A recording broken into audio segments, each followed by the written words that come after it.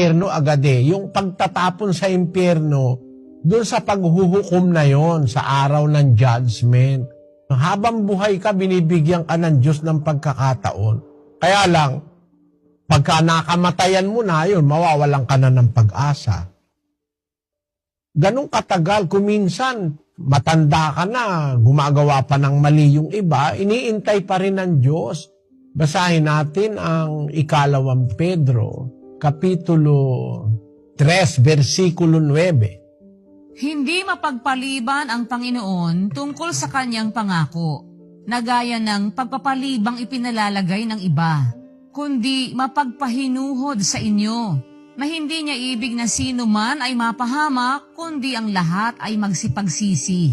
Kundi mapagpahinuhod sa inyo, sabi diyan. Mapagpahinuhod sa inyo. Kaya nagtitiis ang Diyos, matagal ang kanyang pagtitiis. Yung mga Amoreo, pinagtiisan niya 430 taon. Nagtiis siya sa mga Amoreo. Pasahin natin yung 15:3 ng Henesis. At sinabi ng Diyos kay Abram, tunay na pakatalastasin mo na ang iyong binhi ay magiging taga-ibang bayan sa lupaing hindi kanila, at mangaglilingkod sa mga yaon at pahihirapang 400 taon. At yaon namang bansang kanilang paglilingkuran ay aking hahatulan, at pagkatapos ay aalis silang may malaking pag-aari. Datapwat ikaw ay payapang pasa sa iyong mga magulang, at ikaw ay malilibing sa mabuting katandaan. At sa 4 na sali ng iyong binhi ay magsisipagbalik rito, sapagkat hindi pa nalulubos ang katampalasanan ng mga Amoreo. Kita mo yung mga Amoreo, yun yung nananahan sa Kanaan. Pinangako ng Diyos kay Abraham yung lugar ng Kanaan, yun ang magiging mana ng kanyang lahi, yung Israel. Yung Israel, napunta ng Ehipto kasi nagkagutom, napunta sila sa Ehipto. Dumami sila ng dumami sa Ehipto. 430 taon sila sa Ehipto, 400 taon silang inalipin ang mga Ehipsyo. Biro mo, tinitiis ng Diyos yung ginagawang kalupitan ng mga Ehipsyo, 400 years.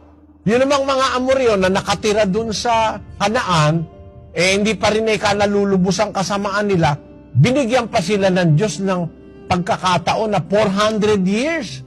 Kaya nagtitiis ang Diyos sa kasamaan ng mga Ehipsyo na umaalipin sa Israel, nagtitiis pa rin siya sa kasamaan ng mga Amoreo, 400 years din.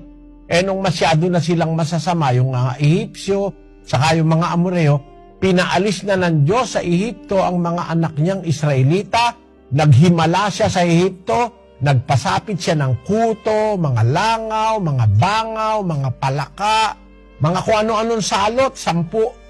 Hanggang nagkamatay ang mga Ehipsyo. Maraming namatay sa kanila. Pinalayas nila ngayon ng Israel. Kung napanood mo yung 10 Commandments. Pagkatapos na makaalis doon ng Israel, dumating sila ngayon doon sa Kanaan. Nandun yung mga Amoreo na masasama na rin. Inutos ng Diyos sa Israel, pagpapatayin nyo yan. Sobra na ang sama niyan. Sila na ngayon ang nanahan sa Kanaan. Ganon siya katiyaga. 400 taon nakakapaghintay ang Diyos.